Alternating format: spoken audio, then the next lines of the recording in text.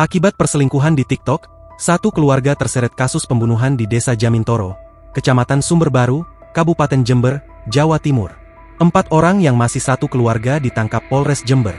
Seorang pria bernama Bugi, 35, menghabisi nyawa Mohrouf, pria yang diduga memiliki hubungan khusus dengan istrinya. Tak hanya Bugi, polisi juga menetapkan 3 anggota keluarga lainnya sebagai tersangka, yakni istrinya Satima, 33, ayahnya Niman, 70, serta kakak iparnya, Adi, 35. Mereka kini dijerat dengan pasal pembunuhan berencana. Kaur Bin Ops Satreskrim Polres Jember, Ibtu Dwi Sugianto, mengatakan motif utama pembunuhan adalah rasa cemburu. Motif yang kami temukan karena ada cemburuan, ujar Dwi, Kamis, 13 November 2025. Bugi dan Satima telah menikah siri selama 15 tahun dan dikaruniai 2 anak. Namun sejak April 2025, keduanya pisah ranjang.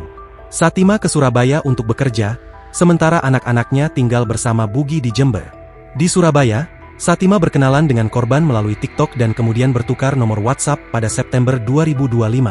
Hubungan keduanya berlanjut hingga membuat Bugi curiga.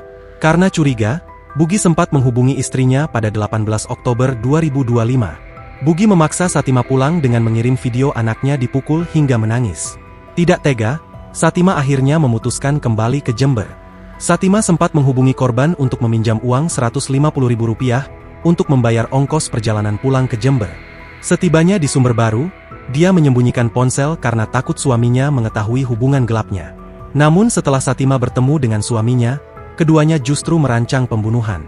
Dibantu ayah dan kakak iparnya, Bugi memancing korban agar bertemu di jalan sepi di Desa Jamintoro pada 20 Oktober 2025. Ketika itulah korban dihabisi oleh Bugi dengan tebasan sajam di bagian leher, ungkap Ibtu Dwi Sugianto. Kini, keempat pelaku telah ditetapkan sebagai tersangka dan akan dijerat dengan pasal pembunuhan berencana sesuai KUHP. Polisi masih terus mendalami peran masing-masing dalam kasus ini.